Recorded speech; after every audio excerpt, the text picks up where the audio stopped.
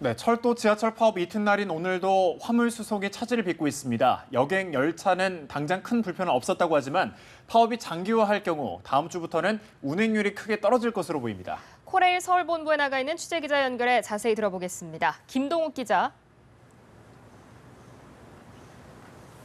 네, 정부의 성과 연봉제 등에 반발하며 철도 지하철 노조가 연대 파업에 들어간 첫날인 어제부터 일부 열차들이 멈춰섰습니다. 이틀째인 오늘 철도 노조의 파업 참가율은 38.8%로 어제보다 소폭 상승했습니다. 코레일은 운행 경험과 비상상황 대처 능력을 갖춘 대체 인력 6천여 명을 투입하고 비상수송 체제를 가동했습니다. 이에 따라 전체 열차 운행은 평시 대비 90.9%를 유지하고 있습니다. KTX와 수도권 전동열차, 통근열차는 평상시와 같이 100% 정상 운행됐습니다. 하지만 무궁화호의 운행률은 67.6%까지 떨어졌고 서울 지하철 1호선에서 8호선의 지하철 운행은 평시에 82% 수준에 그치는 등 승객들의 불편이 점차 커지고 있습니다. 특히 화물열차 운행률은 오늘도 27.7%로 30%를 밑도는 등 물류 대란이 가시화하고 있습니다. 화물연대가 총파업을 결의한 만큼 화물 자동차로의 전환 수송도 쉽지 않아 보여 산업계의 피해가 우려됩니다. 네, 이 파업이 장기화되면 아무래도 좀 피해가 계속해서 커지지 않겠습니까?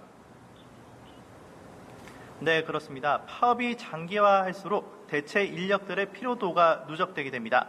코레일은 다음 주부터 단계적으로 열차 운행 계획을 조정할 예정입니다. 코레일은 파업 2주차부터 KTX의 운행을 90%로 줄이고 3주차에는 60%까지 줄일 계획입니다. 서울 지하철 노조도 파업 이틀째인데요.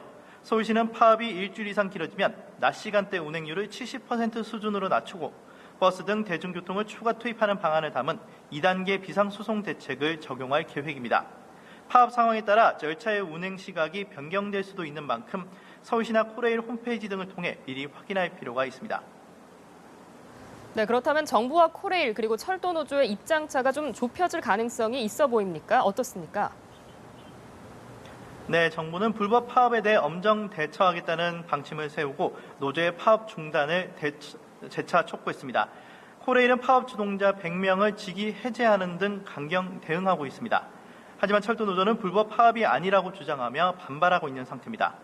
부산교통공사도 파업에 참가한 조합원 800여 명을 전원 직위 해제하면서 갈등이 커지고 있습니다. 이처럼 양측의 입장이 평행선을 달리고 있어 파업이 얼마나 이어질지는 예측하기 쉽지 않은 상황입니다. 반면 서울시 지하철은 노사가 오늘 오후 만남이 예정돼 있어 혹시나 극적 타결을 이뤄내지는 않을지 관심이 쏠리고 있습니다. 지금까지 코레일 서울본부에서 연합뉴스TV 김동욱입니다.